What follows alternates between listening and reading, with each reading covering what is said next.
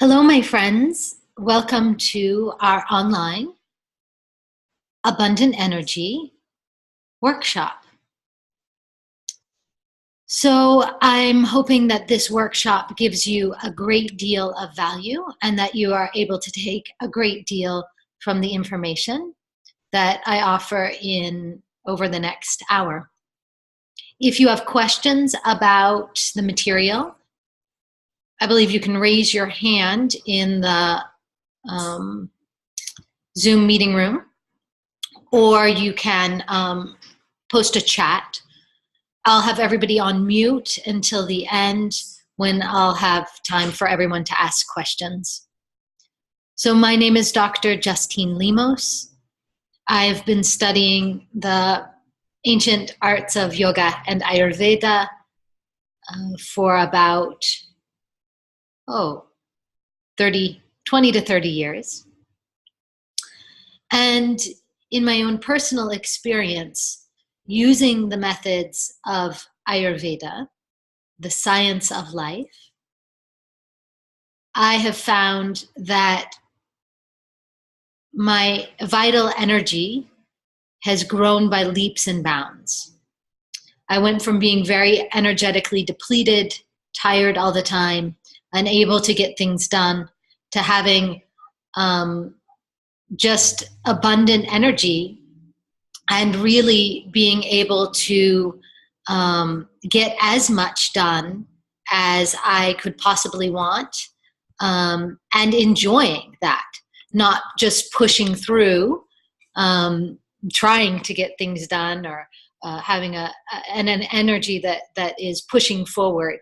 Rather, things just happen naturally with a great deal of flow.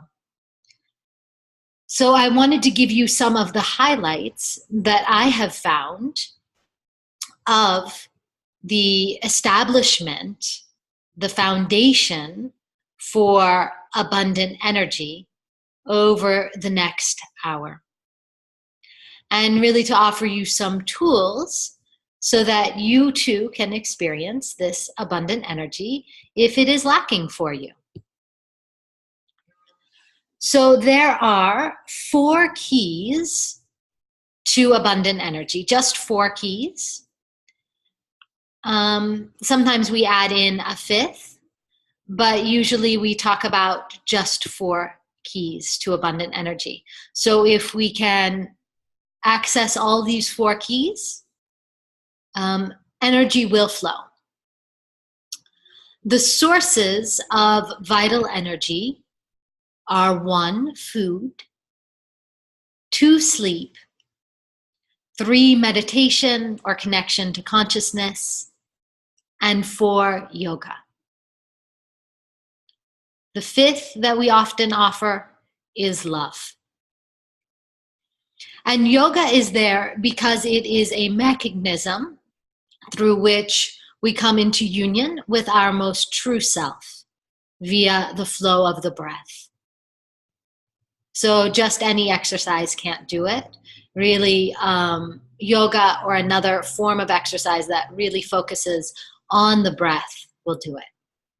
So before I launch into talking about all 5 of these ways that we access energy, I'd like to bring us into a very calm state of mind. And I'll do so by just offering some mantras, some sound current, so that we can experience this workshop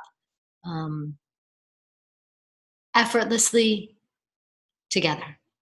So you can allow your eyes to fall shut.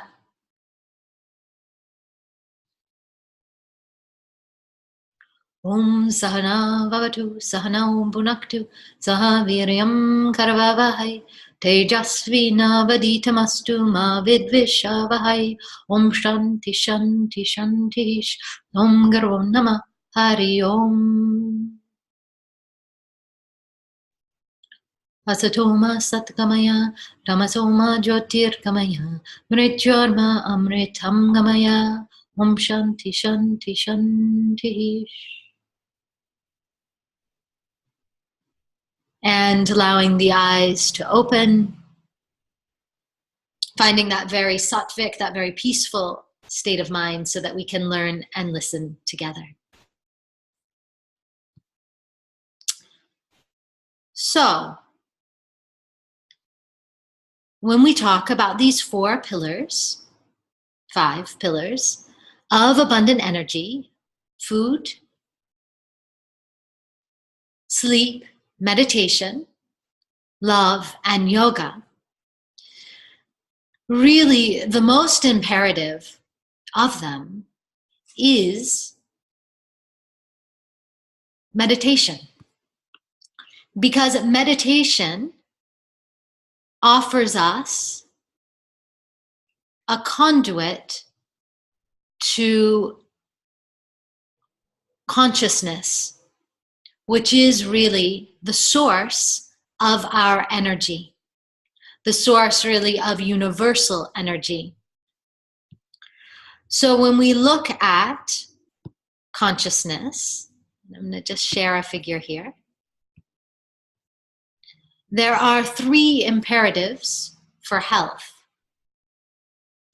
This is the light of pure consciousness, and the light of pure consciousness shines through all of these filters. And these filters are the layers that make up ourselves. The layer of the self that is most close to consciousness is the self that is the spiritual template, what we call the Anandamaya Kosha. At the next level is our intuitive or causal template, our wisdom mind, which is the Jnana Maya Kosha. The next layer is the emotional or mental template, which is known as the Mano Maya Kosha. The next template is our energetic body, our pranic body. And then finally, our physical plane, or the Annamaya Kosha, here is where we experience how much energy we have. One moment, I have someone. Do you have 1 moment? 1 moment, please.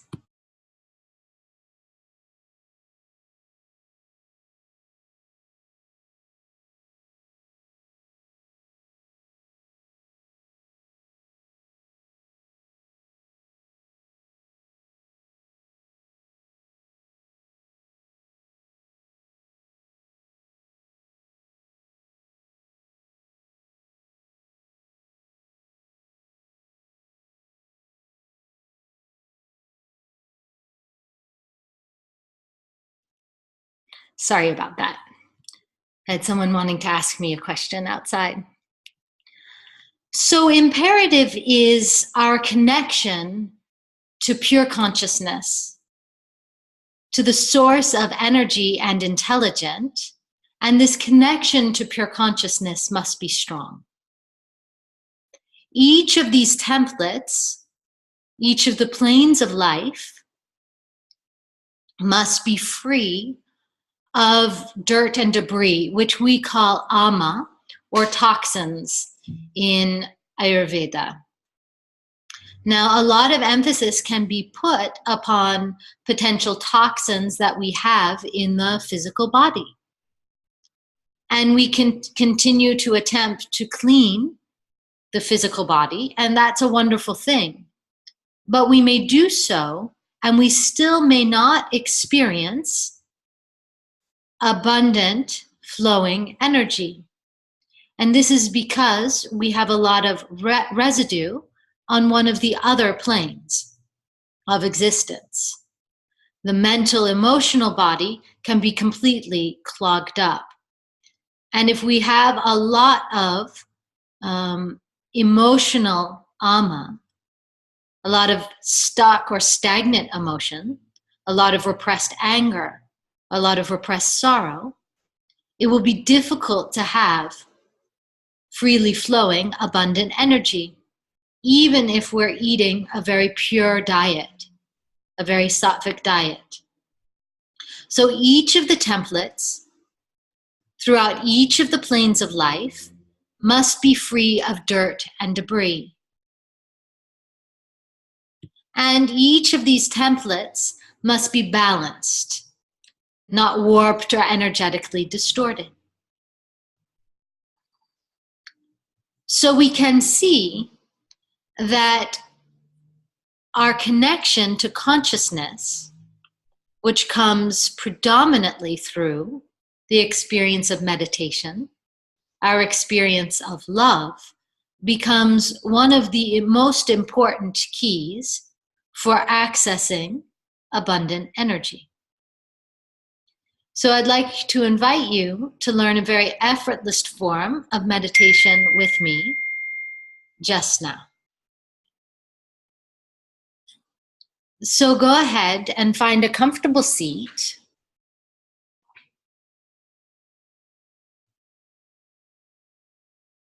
Allow your eyes to fall shut.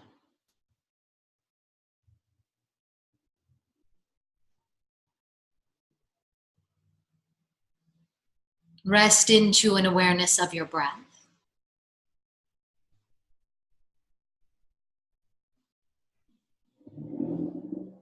Move your mind to the center of your chest and recall a time when you felt very content, very at home within yourself.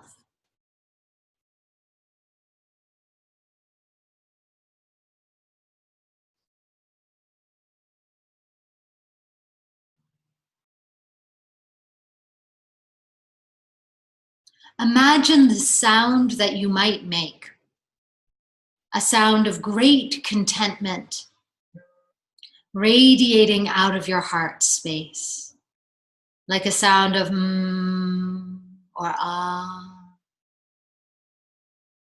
And just effortlessly allow that sound to radiate out of your heart.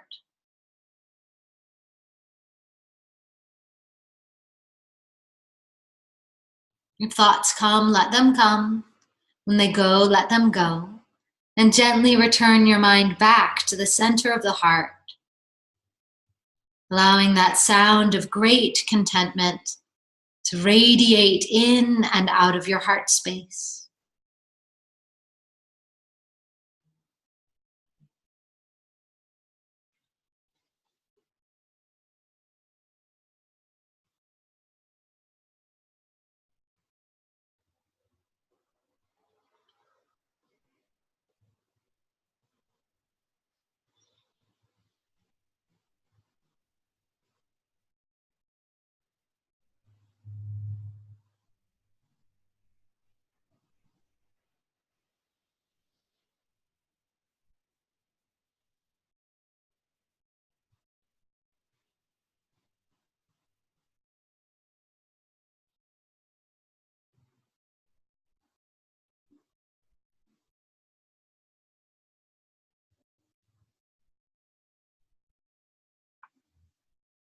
Allow your mind to travel back to the heart center.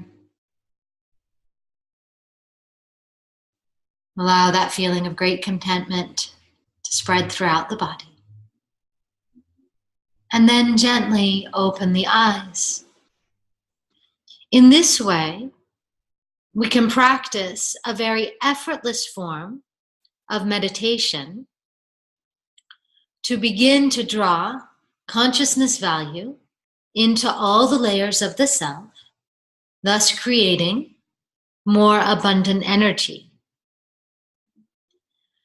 The source of our vitality or abundant energy in Ayurveda we call Ojas. Ojas is our vitality and our strength. And so obviously, if we'd like more abundant energy, we should increase our Ojas. Meditation in this way is one way to increase our Ojas, our vitality, especially because it is effortless and unrestricted in our meditation. Sometimes we can concentrate too much in meditation, trying to force out thoughts, which is very, very difficult to do. And this can create more mental pressure, which actually can block the flow of vital energy, ironically. So Ojas from Sushruta Samhita, an important Ayurvedic text, is being omnipresent in living beings. So Ojas is everywhere, in everyone that is alive, everything that is alive, every plant, every animal. Ojas nourishes every part of the body.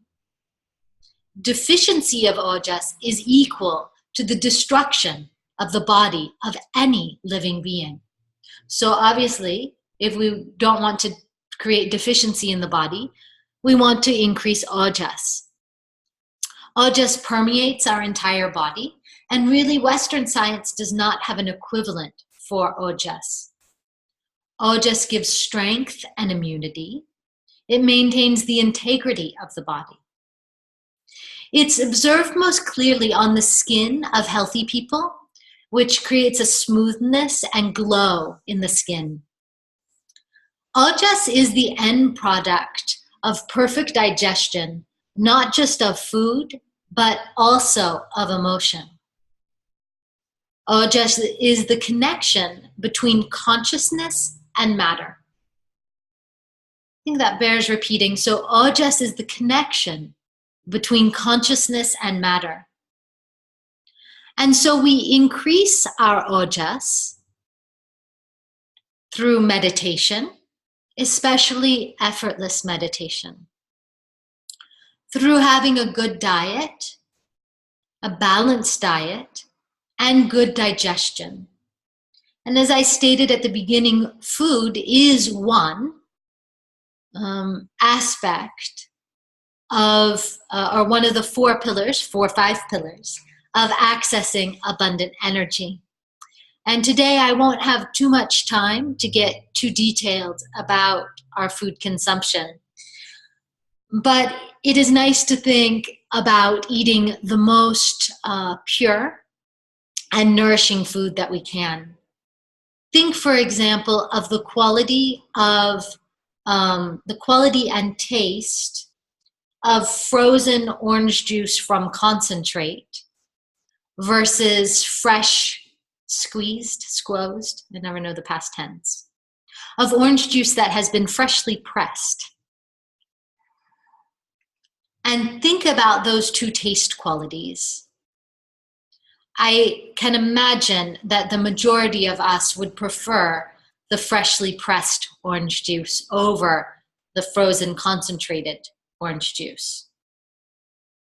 So finding those sources of food that are fresh and pure does not mean, Ayurvedically does not mean raw or all plant-based. However, it does mean fresh and pure is one key to having a balanced diet. And of course, we need to continually be increasing our digestion and digestive power so that we can assimilate that balanced diet. Because Ojas, or our strength and vitality, is the end byproduct of perfect digestion. Having positivity in our feelings and speech and behavior also increases Ojas.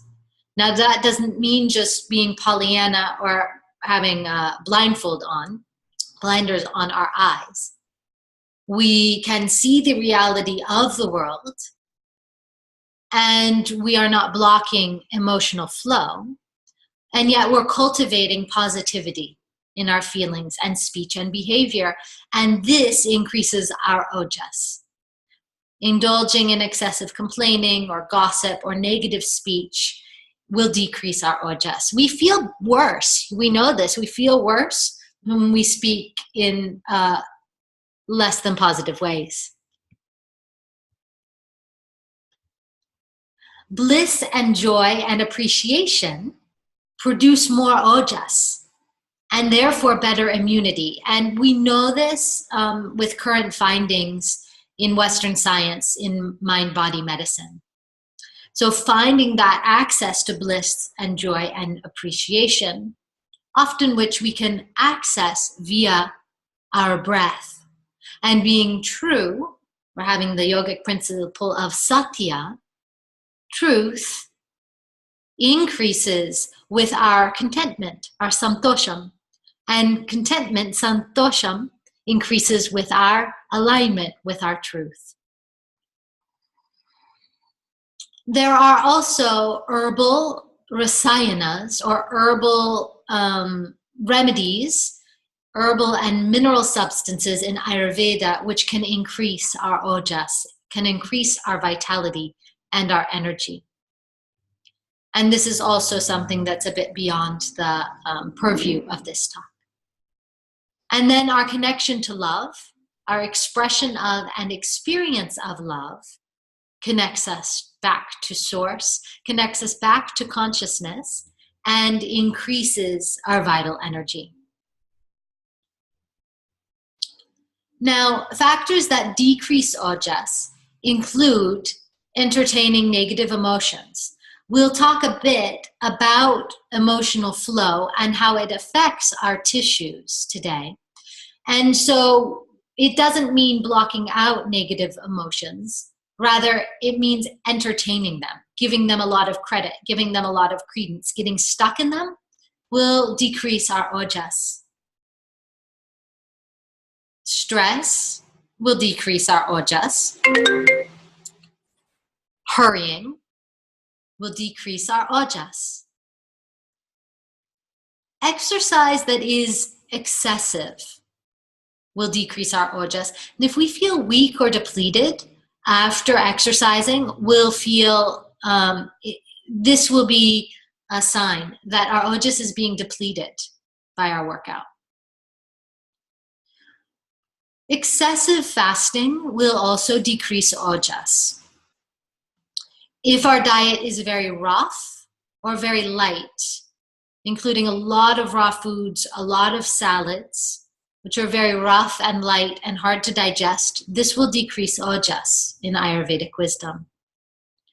Overexposure to sun and wind will also decrease ojas. So I find this very strong for myself. If I'm outside for a long time without a hat on, in the sun or in the wind or in the cold, I feel my vital energy decrease incredibly, especially in the wind. If we stay up through much of the night, this will decrease ojas. If we have injury or trauma to the body, this decreases ojas. And then this is controversial, but I really find it to be true in my clinical Ayurvedic practice that alcohol and drinking alcohol does decrease ojas. So in these pillars of accessing vital energy, food, sleep, meditation, love, and yoga, I'd like to talk about sleep a bit, and I'd like to talk a bit about emotional flow, or returning emotions back to an experience of love.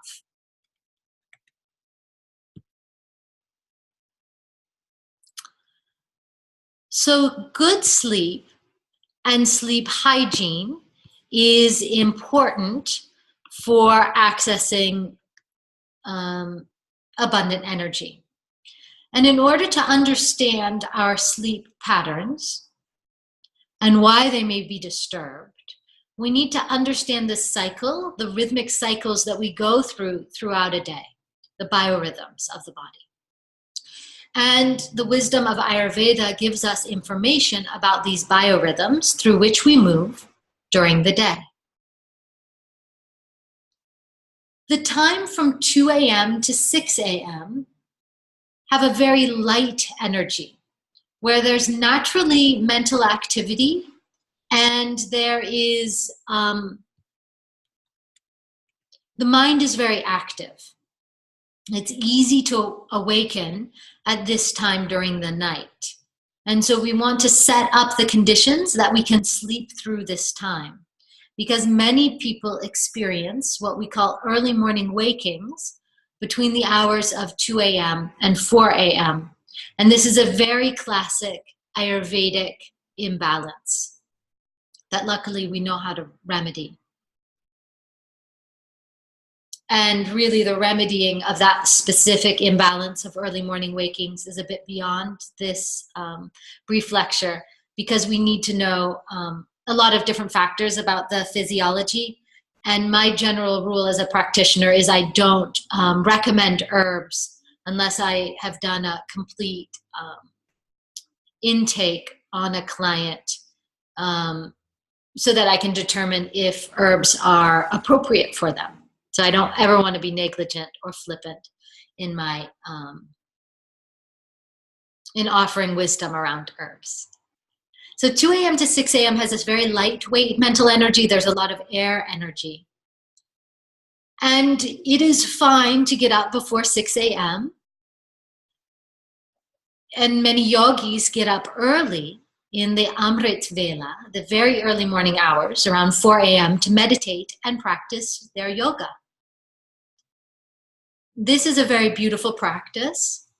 However, if you're waking up with an alarm before 6 a.m., let's say, or even after 6 a.m., if you're relying on an alarm, it is a sign that you need more sleep, that the body is calling for more sleep. And if you're getting up with an alarm, it is a nice experiment to turn off your alarm or get rid of it, put it in another room for a week. And this can really freak people out. They go, oh my God, I won't get up in time for work. Well, what it does is it forces you to go to bed early enough for your body. If you're relying on an alarm, the body isn't ready to get up out of bed. Now, the hours between 6 a.m. and 10 a.m. have a very heavy energy. A lot of water and earth. You'll notice the earth outside is dewy. It's often colder in the morning, almost always colder in the morning. And because the energy of these hours is very heavy, both externally and internally, a lot of people rely on a lot of stimulants to get through those heavy energy hours. Likewise, if we sleep in past 6 a.m., like perhaps the body awakes naturally at 6 or 5:30, and these hours are kind of arbitrary because they change. We change our clocks with daylight savings time. So we could say roughly when the sun rises, or roughly before the sun rises. If we awake naturally and then we roll back into bed and go back to sleep, let's say until 8, 9, 10, something like that, we'll find that the body is very sluggish when we get out of bed. And that's because we've gone into the more heavy energy hours. From the hours of 10 a.m. to 2 p.m., pardon me, I'm getting technically buzzed. And though I turned everything off, my computer is disagreeing. Between the hours of 10 a.m. and 2 p.m., our digestion is at its height. We have a lot of fire energy. And so this is the time when we should take our largest meal, because our stomach is best equipped to digest during those hours. Now, from 2 p.m. to 6 p.m., we go back into a light energy cycle of a lot of mental activity. And you'll notice if you've worked in an office, not much work gets done between the hours of 2 and 5 p.m. after lunch. Or maybe there's a little bit of work from 1 to 2. And then after that, there's a lot of chit-chat and hanging out around the water cooler. And this is because the energy of that time and the energy of the body is back to this light energy of a lot of mental activity, which can cause a lot of chatting. Now, if there's a lot of mental pressure, because that air energy rules the nervous system, this mental energy can push through into the 6 p.m. to 10 p.m. hours, which have naturally a very heavy energy quality. But if we are working through these hours or watching a lot of stimulating TV or being on a screen, that light energy can push through all the way to 10 p.m. And then we can have difficulty falling asleep, which can disrupt our sleep. Likewise, if we've calmed down after a long day and we're really getting into the more heavy energy of the hours between 6 p.m. and 10 p.m., and we might get tired and then we push through, many people experience what they term a second wind around 10 p.m. And then all of a sudden they're awake again, and perhaps they have a midnight snack around 12 p.m. And then they have a lot of difficulty falling asleep before the early morning hours. So from 10 p.m. to 2 a.m., we're back into a cycle of digestion. And here what needs to be digested is the experience of the day. And we need to digest that experience via sleep. And so if you have difficulty with sleep, with regulating good sleep, a suggestion is to come into these biorhythms, explore them, and set yourself up for a good night's sleep that starts around 10 or 11 p.m. and throw away your alarm. Now, we may have to take additional remedies or herbs to set ourselves up with a good sleep routine. But working with these biorhythms instead of working against them and having knowledge of them can go a long way towards rectifying sleep imbalances. Now, another thing that can block the flow of abundant energy is our flow of emotion.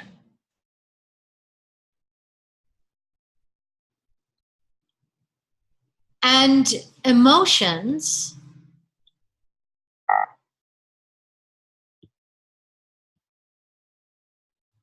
when they are blocked, begin to block energy. We know this. If we're fixated on our anger, we know it can steal our energy. Or if we're completely ingrained in our sadness, in our sorrow, this will block our energy. So emotions become a problem in 3 ways. These are a lack of awareness of our emotions, when we block the flow of our emotions, and when we identify with our emotions. And all of these can steal our energy. So lack of awareness of our emotions, blocking the flow of our emotions, and identifying with our emotions.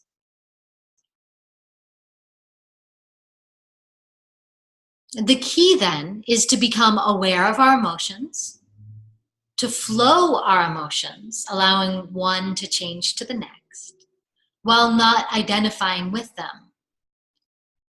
Or, for example, not letting the experience of that emotion overwhelm who we are, overwhelm our awareness, and our experience of our existence.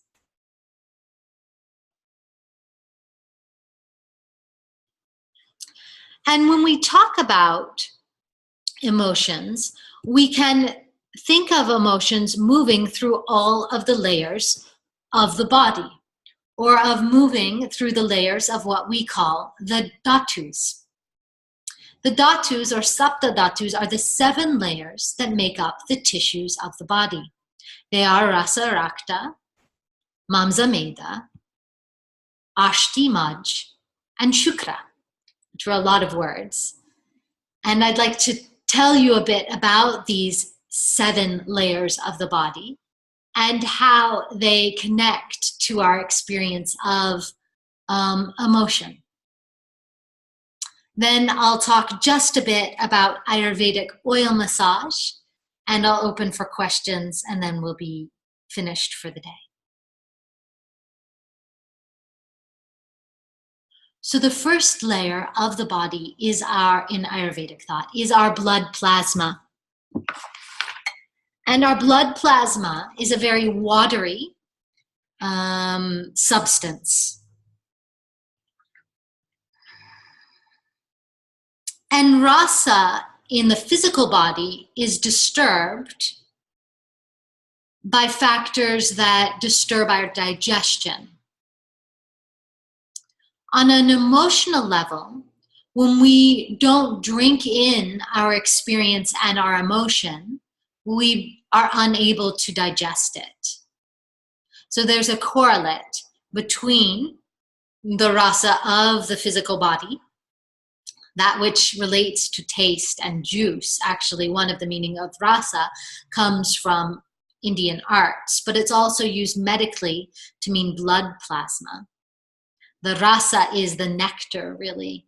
And the emotion that we experience when we watch, especially arts, especially classical Indian arts. And we drink in the experience. That is our connection to rasa. So we don't push experience away or emotion away. Rather, we allow ourselves to drink it in and become bathed in the emotion. And when we resist emotional experience, or when we engage in too much intense emotion, one after another, it blocks this flow of rasa. It creates an imbalance, not just in the blood plasma. It can actually create an imbalance in the blood plasma, but it creates an imbalance on the emotional level that is a correlate to the blood plasma. It creates a blockage in emotional flow. So to balance rasa, we drink in all of life. Just as we rehydrate the body with water and fruit, and this balances our level of rasa, the blood plasma, in the same way we drink in emotion. We are fully present and we sit with the emotion and feel where it is experienced.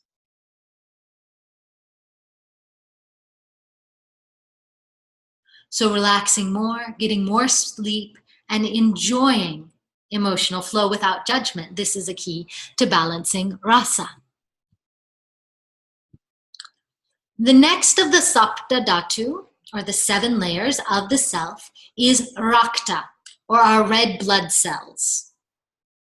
And rakta is composed largely of the breakdown of the byproduct of our red blood cells. And rasa is really disturbed by the types of food that we eat. Like if we take in a lot of acidic food or nicotine or toxins, rakta will be disturbed. And rakta relates to continual frustration or repressed anger. So rakta represents that which carries oxygen throughout the entire body.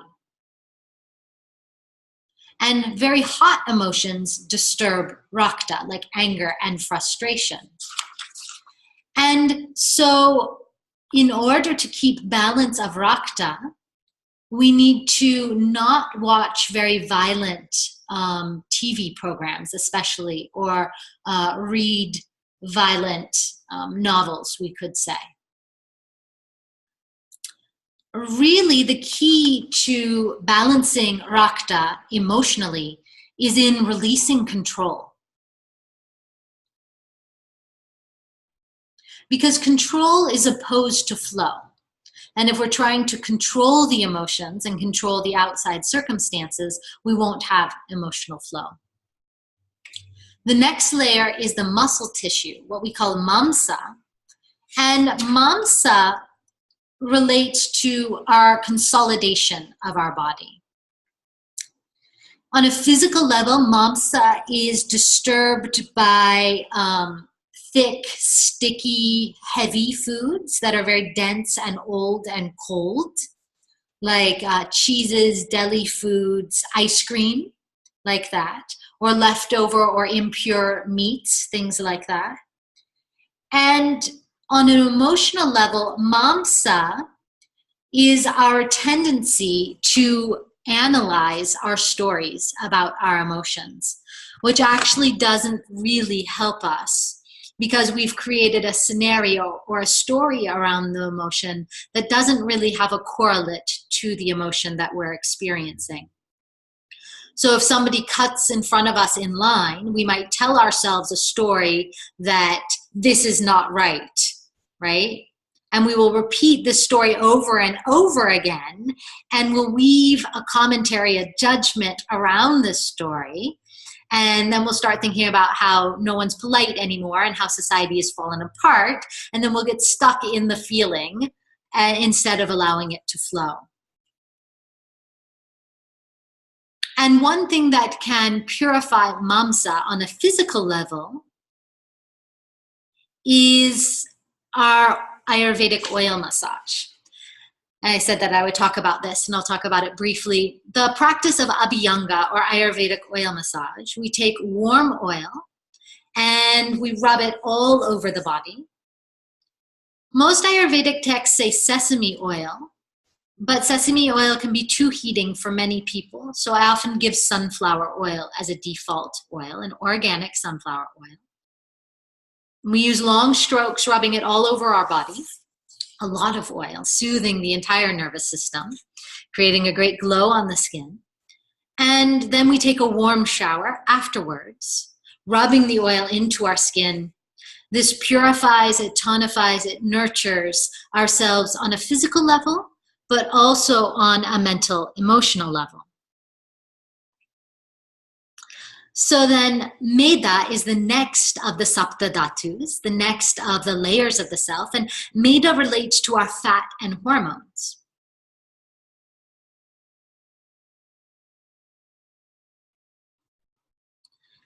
And when it is out of balance, we gain weight just spontaneously, really.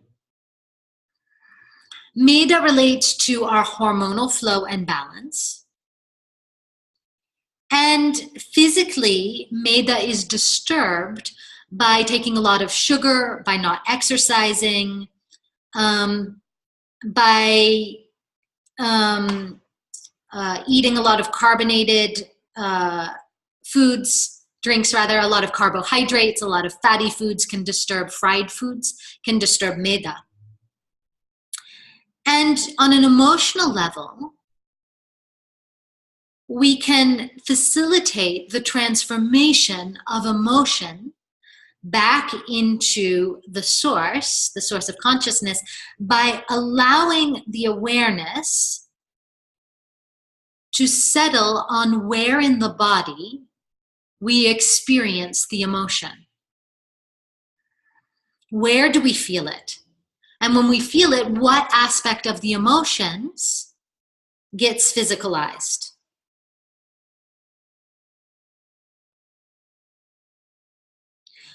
And here I'm quoting from my teacher, Dr. Paul Douglas, this information about the relationship between the Sapta Dhatus, the 7 layers of the self, and the emotions comes from his work.